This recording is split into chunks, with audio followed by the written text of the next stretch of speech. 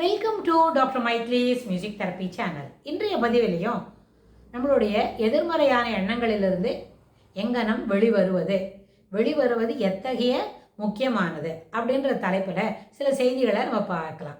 How to come out of ever negative thoughts அப்படின்னு. Negative தாட்ஸ்ன்னும் போது எப்போவுமே நம்மளோட மனம், எண்ணம், சொல், செயல் இதை பொறுத்து தான் நம்ம பேசிகிட்டு இருக்கோம். நெகட்டிவ் தாட்ஸ்ன்றது நம்ம மனம்ன்றது ஒரு டஸ்ட்பின் இல்லை. அதில் எப்பவும் கோபம், வெகுளித்தனம், இல்லாட்டி போனால் அதில் ஒரு எதிர்மறையான என்வி, ஜெலஸ் அதுபோல் சாமானெல்லாம் போட்டு அதை மூடி வச்சு அதை வெளியிலே எடுக்காமல் ஓவர் த பீரியட் அது அப்படியே இருந்துகிட்டே இருக்கிறது. அப்படி காட்டிலும் அப்படின்னா நம்ம என்ன செய்கிறோம்னு கேட்டால் நம்மளோட மனதை ஒரு டஸ்ட்பின் போல் பயன்படுத்துகிறோம். மனம் எப்பொழுதும் டஸ்ட்பின் இல்லை. மனம் என்கின்ற இடத்துல என்ன இருக்கணும்? இனிமை, அப்புறம் ஒரு திருப்தி, சாட்டிஸ்ஃபேக்ஷன், அது எல்லாத்துக்கு மேலே அதில் ஹாப்பினஸ், என்ஜாய்மெண்ட், கிராட்டிடியூட் அதெல்லாம் தான் அதில் இருக்கணும்.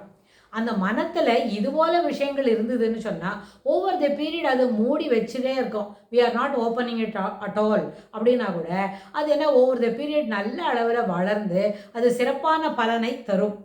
இப்போ சில நேரத்தில் சொல்லுவாங்க, நம்ம தனியாவை வீட்டில் ஒரு செடி மண்ணெல்லாம் இல்லாமையே கூட செடியை நல்லபடியாக வளர்க்க முடியும். அதுக்கு சின்ன சின்ன டிப்ஸ் தான் இருக்குது. அதை நம்ம வளர்த்துட்டோமான சாதாரண ஒரு வெஜிடபிள்ஸை வாஷ் பண்ணி வைக்கிற ட்ரே இருக்கு, அதுலேயே நம்ம தனியாவை நல்லபடியாக வளர்க்கலாம் அப்படின்னா டெக்னிக் சொல்லி தருவாங்க. யார்? கார்டனிங் பண்ணுறவங்க நம்மளுக்கு அதெல்லாம் சொல்லி தருவாங்க.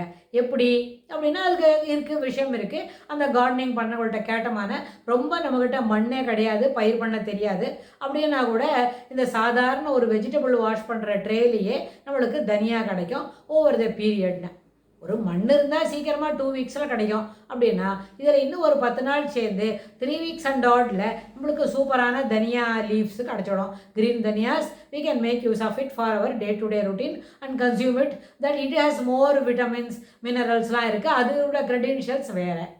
அது எப்படி ஈஸியான டெக்னிக்குன்னு சொல்லி கொடுக்குறாங்களோ அதுபோல் ஹாப்பினஸ், கிராட்டிடியூட், ஜாய்ஃபுல்னஸ் அதெல்லாம் போட்டு ஒரு மனம் என்ற இடத்துல பூட்டி வச்சுருந்தா கூட, மண்ணே இல்லாட்டா கூட எப்படி ஒரு தனியாக வளருமோ அதுபோல் இதில் மனதில் அன்பு, லவ் அண்ட் அஃபெக்ஷன் அது மட்டும் இருந்தாலே இது சிறப்பாக வளர்ந்துடும். இதுக்கு ஒரு மாற்று கருத்தெல்லாம் இல்லை. இது எப்படி இருக்குன்னு just for a trial cost nothing இல்லை. அது மாதிரி இருக்கும்போது ஒரு ட்ரையல் போல கூட இதை நம்ம பயன்படுத்தி பார்க்கலாம். இப்படி ஒரு வளர்ச்சி இருக்குதான்னு பார்க்கலாம். இன்ஸ்டட் என்ன பண்ணலாம்? அதுலேருந்து நம்ம என்வி, ஜெலஸ் எல்லாம் வெளியில் யூ ஷுட் வீட் இட் அவுட். அது எப்படின்னு கேட்டால், ஒரு பயிர் பண்ணுறவங்க சில பதிவுகளுக்கு முன்னாடி கூட சொன்னோம், பயிர் பண்ணால் 1-2 சாதாரணமாக வீடிங்காக இருந்தால் எடுத்து விடலாம். பயிர் பண்ணது அத்தனையுமே வீடிங் இருக்கே, களை தான் அப்படின்னு சொன்னால் பயிர் பண்ண நேரம், அதுக்கு உண்டான செலவு, அதுக்கு உண்டான நம்மளோட உடல் உழைப்பு எல்லாமே பயனற்றதாக விடும். அதுபோல் இல்லாமல் வீடிங்னு சொன்னால் 1-2 தான் இருக்கும் களை எடுக்கிறதுன்னு சொன்னாலே மொத்த பயிர் நல்லா இருக்குது, 1-2 இல்லாதது தான் இருக்குன்னு. ஸோ அதனால் வி ஷுட் ஒன்லி டிசைட். நம்மளோட மனம் என்கின்ற ஒரு இடத்துல மனதில் நல்ல பயிராக போட்டு நல்ல சிறப்பான விதைகளை போட்டு வளர்க்க போகிறோமா, இல்லை சாதாரண வீடிங் ஒன்றுமே இல்லாமல் அதில் வீடிங் தான் எல்லாமே களை எடுக்கக்கூடிய பயிராக தான் பயிர் பண்ண போகிறோமா? அதை நம்மளோட மனம், நாம தான் அதை டிசைட் பண்ணணும். அந்த மனம் என்ற விதத்தில் எப்போவுமே அடுத்த ஜெனரேஷனுக்கு உபயோகப்படக்கூடிய செய்திகளை சொல்லணும் அப்படின்னு தான் நினைக்கணும். ஏன்னா சில நேரத்தில் சிலவங்க ரொம்ப சாதுவாக அமைதியாக சொல்லக்கூட பேச்சை தேர்ந்தெடுத்து சரியாக சொல்லிட்டு இருக்கிறாங்க அப்படின்னா நம்ம நினைக்கிறோம் அவங்களுக்கு ஒன்றும் தெரியாது, எப்போ அப்படி தான் இருப்பாங்க, ஒரே மாதிரி பேசிகிட்டு இருப்பாங்க அப்படின்னு. இல்லை, உண்மையில் அவங்க எல்லாரையும் கேட்டாலும் ரொம்ப இன்டெலிஜென்ட்டாக தான் இருப்பாங்க.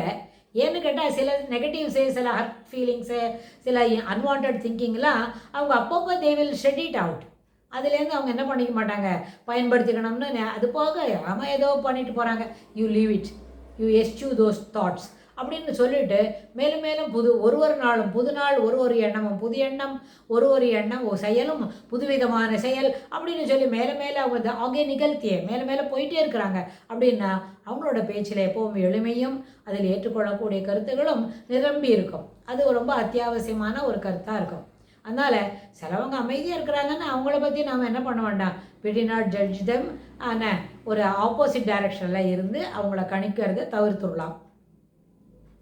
நெகட்டிவ் தாட்ஸ்ன்றதே வெளியிலே இருக்காமல் அந்த வார்த்தையை பயன்படுத்தாமல் எப்பொழுதும் என்ன எல்லா நேரங்களிலும் ஏற்புடைய எண்ணங்களை வளர்த்து கொள்வது எப்படி அது கூட எடுத்துக்கலாம். அப்படி இருந்தால் கூட நிச்சயமாக நல்ல விதமான கருத்துக்களை நம்ம என்ன பண்ண முடியும், பயன்படுத்திக்க முடியும்.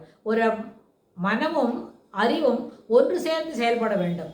அறிவு ஒரு விதமான நல்ல செயல்களை சொல்லுகிறது, செயல்பாட்டு முறைகளை நம்மளுக்கு கற்றுத்தருகிறதுனா மனம் என்ன செய்யும், அது உடனடியாக ஏற்றுக்கொள்ள வேண்டும்.